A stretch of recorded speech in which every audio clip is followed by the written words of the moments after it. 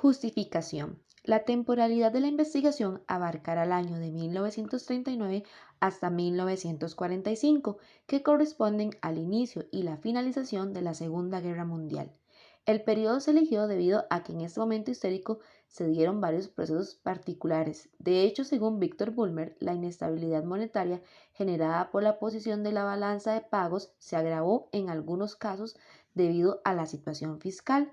En los inicios de la guerra, la baja de las importaciones provocó la caída en las rentas de aduana y en el ingreso real del gobierno. Cuando Costa Rica se introdujo al comercio del café en el siglo XIX, los británicos fueron los dueños de las rutas y los mares. Por debajo de Inglaterra, Alemania se encontró en el segundo lugar, en el poderío comercial. Contaron con excelentes flotas marítimas y puertos muy bien equipados, como lo fueron el de Hamburgo y el de Bremen. En medio de este contexto, los inmigrantes alemanes comenzaron a integrarse en la sociedad costarricense. Estos fueron en su mayoría hombres de negocios, involucrados de forma directa e indirecta con el grano. Alemania no solo se convirtió en un gran importador, sino que también constituyó uno de los principales consumidores del mismo. Se llegó a exportar alrededor del 12% del total que producía Costa Rica, y para 1913 el consumidor alemán bebía unas 5,43 libras al año de café de alta calidad.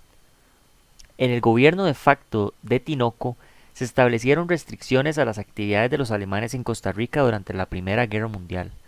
Los negociantes alemanes se vieron obligados a restablecerse después de la pérdida de su prestigio tras el conflicto militar y de que Estados Unidos ascendiera como potencia mundial. Las buenas relaciones diplomáticas entre Costa Rica y Alemania cosecharon sus frutos. Desde los 20 hasta 1936 se desplazaron nuevos capitales germanos hacia el país para la construcción de obras de infraestructura que favorecieron el dinamismo del café y la importación de las mercancías alemanas. Los empresarios alemanes organizaron un tratado comercial para obtener y ordenar las relaciones con el país, algo que los cafetaleros también desearon por sus beneficios competitivos. Costa Rica gozó para el país hermano un estatus de nación preferida, que dieron condiciones ideales para el convenio en 1937.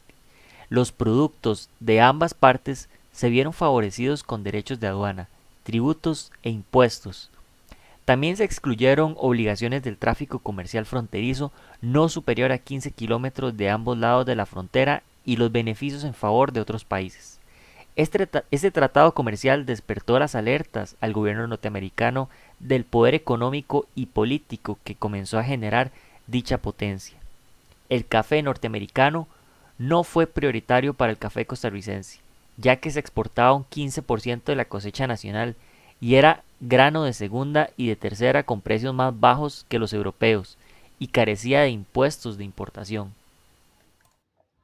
La postura gubernamental y el mercado interno durante la Segunda Guerra Mundial.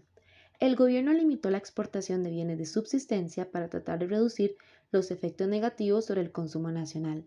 Antes de la coyuntura bélica, el país importaba estos productos debido a que su agricultura se había centrado más en el café y el banano. Es por ello que se propuso desarrollar la producción interna. Asimismo, se dio una diversificación orientada a la cosecha de alimentos y materias primas para apoyar las actividades militares en el hemisferio. El impacto de la Segunda Guerra Mundial sobre los mercados de venta del café fue algo momentáneo y su repercusión fue muy seria. Dicho estado de crisis se debió a que Inglaterra y Alemania declararon al grano como un artículo de contrabando condicional, lo cual provocó el cierre del mercado europeo para este producto en particular. Unido a esto, los Estados Unidos bajaron el precio que pagaban por el grano, justificando esta disminución mediante la guerra. No obstante, la pérdida de los mercados europeos ocasionó en los productores cafetaleros serias dificultades económicas, las cuales intentaron ser ahogadas por el gobierno mediante la eliminación de impuestos a la exportación de café y la solicitud de préstamos para sufragar las necesidades. Con base en lo anterior, se puede afirmar que la relación alemana-costarricense entró en una abrupta fase de rompimiento con la llegada de la Segunda Guerra Mundial. Los bonos estatales se congelaron, se controlaron totalmente los fondos y bienes de estos inmigrantes y todo el capital perteneciente a ellos fue confiscado. A modo de síntesis, se puede afirmar sin temor a caer en error, que la Segunda Guerra Mundial significó un cambio en las exportaciones de café, las cuales eran muy importantes en la economía costarricense. Las mismas permitieron a sobre Estados Unidos se mantuvieron constantes e incluso en 1940 y 1941 aumentaron. De esta forma, Estados Unidos no solo se convirtió en el mayor comprador del producto, sino que también estableció los costos. Dicha situación generó un descontento por parte de los productores y así como también de los intermediarios, debido a la inflación de precios en el mercado interno, lo que los motivó a buscar otros mercados. De igual forma, el Estado respondió creando el Instituto de Defensa del Café, el cual dio asesoramiento técnico para mejorar la calidad y la fertilidad del grano. Por otra parte, el contexto de guerra imperante influyó en las relaciones comerciales dentro de Costa Rica.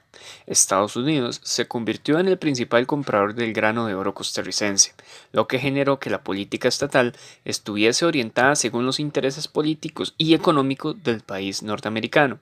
De allí que las leyes, políticas y reglamentos creados perjudicaron a inmigrantes alemanes e italianos asentados en nuestro país. Dicho de otra forma, la principal consecuencia de la Segunda Guerra Mundial para América Latina fue que permitió a Estados Unidos consolidar en toda la región su posición como primer socio comercial.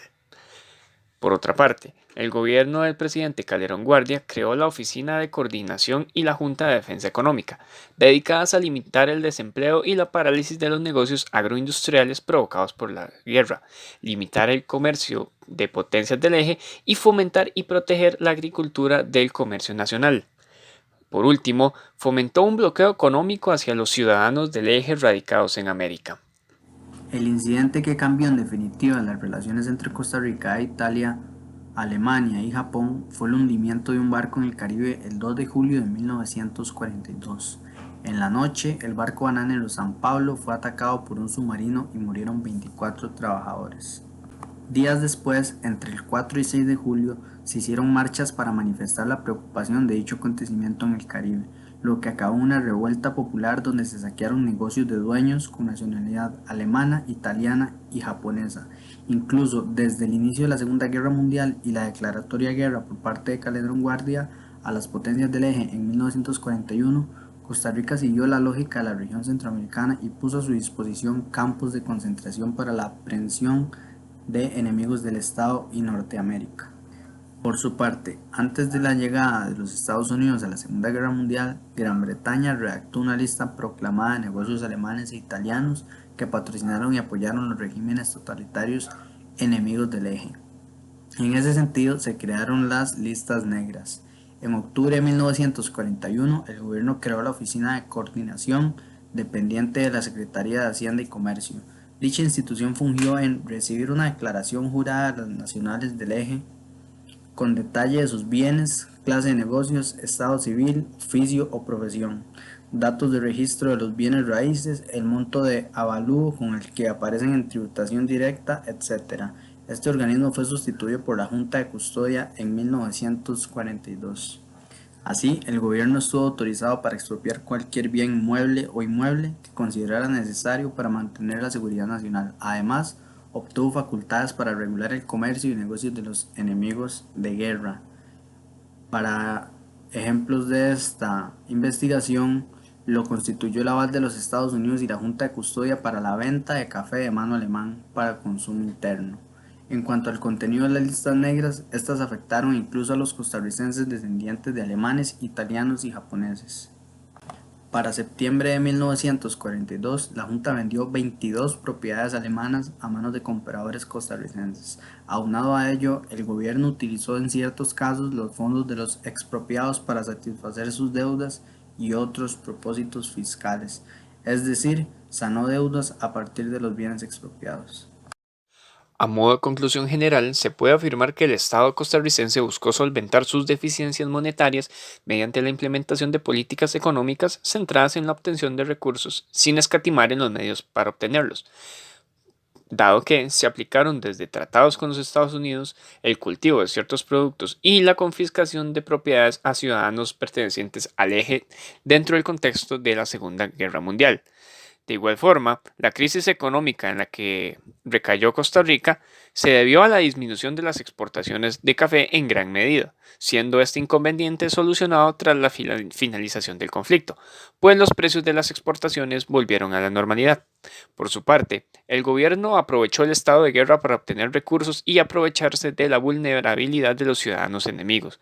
Esto debido a las expropiaciones contra las familias italianas y alemanas de negocios y fincas cafetaleras. Por último, la efervescencia por luchar contra el ascenso de los totalitarismos respondió a políticas de mutualidad y servilismo hacia los Estados Unidos, dado que el comercio con esta nación se convirtió en el soporte económico de Costa Rica durante la Segunda Guerra Mundial.